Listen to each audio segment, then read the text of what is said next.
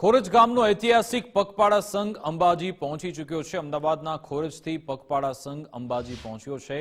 શ્રી સિદ્ધિ ગ્રુપના ચેરમેન મુકેશભાઈ પટેલ મંદિર પહોંચી ચૂક્યા છે। ગુજરાત ફર્સ્ટના એમડી જસ્મીનભાઈ પટેલ પણ મંદિર પહોંચ્યા।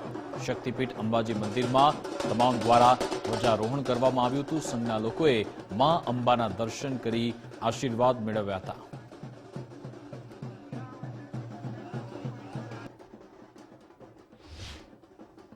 एकावन शक्तिपीठ मानी शक्तिपीठ के ज्यां मानु हृदय वसे छे अने माना हृदयना चरणों खोरजथी पगपाळा संघ जे छे मां अंबाजीना दर्शन करवा माटे पहोंच्यो छे। ना एमडी मुकेशभाई पटेल साहेब साथे जस्मीनभाई अने आमनो तेमनो परिवार अने खोरज गामना वासीओ वर्षोथी पगपाळा दर्शन करवा माटे मां अंबाना धाममां आवे छे।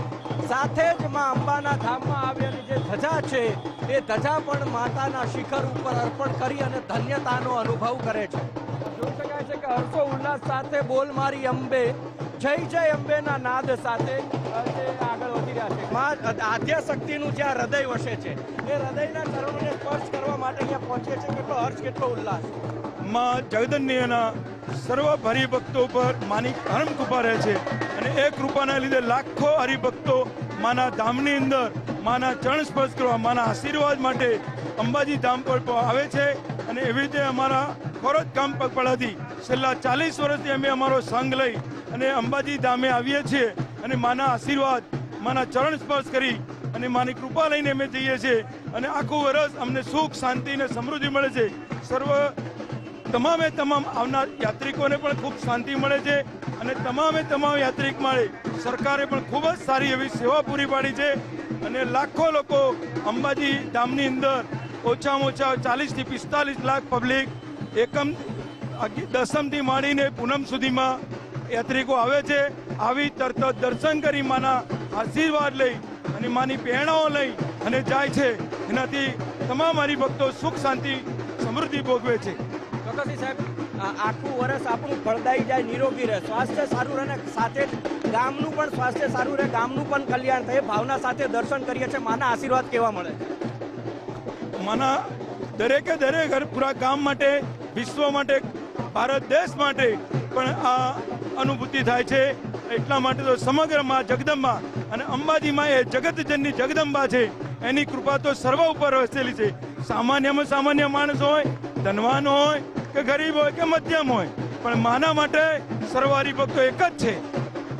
તો ગરીબ હોય કે મધ્યમ હોય સમાજનું કલ્યાણ વિશ્વનું કલ્યાણ એ હેતુથી છેલ્લા 40 વર્ષથી માં અંબાના ધામમાં દર્શન કરવા માટે ખોરજથી પગપાળા સંઘ જે આવે છે અને સંઘમાં તમામ ભક્તો છે માં અંબેનો જયઘોષ કરી બોલ મારી અંબે જય જય અંબે બોલ મારી અંબે બોલ મારી અંબે બોલ મારી અંબે બોલ મારી અંબે બોલ મારી અંબેનો નાદ અને ચરણો છે માતાજીના સ્પર્શ સુધી જાય એ જ અભિવાદના સાથે એ સ્પર્શ સાથે અને એ જ ભાવના સાથે આજે ખોરજ ગામના સંઘ થકી માને ધજા અર્પણ કરવામાં આવશે।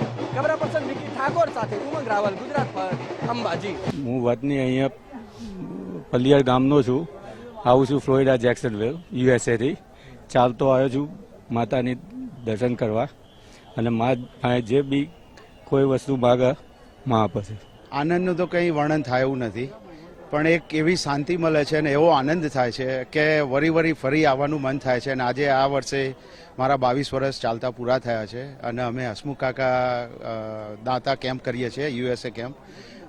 મુકેશભાઈ પણ ચાલતા આવે છે એટલે એક અનેરો આનંદ હોય છે અને માતાને એટલી જ પ્રાર્થના કરીએ કે માં તમે અમને જેમ બોલાવો છો એમ બીજા બધાને પણ તમારા દર્શને બોલાવો અને દર્શન કરાવો। માતાજી બધાની મનોકામના પૂર્ણ કરે છે અને અમે માતાજી જોડે એટલું જ માગીએ છીએ કે માં તું અમારા જોડે રહેજે અને તારા કામ અમારા જોડે કરાવડાવજે।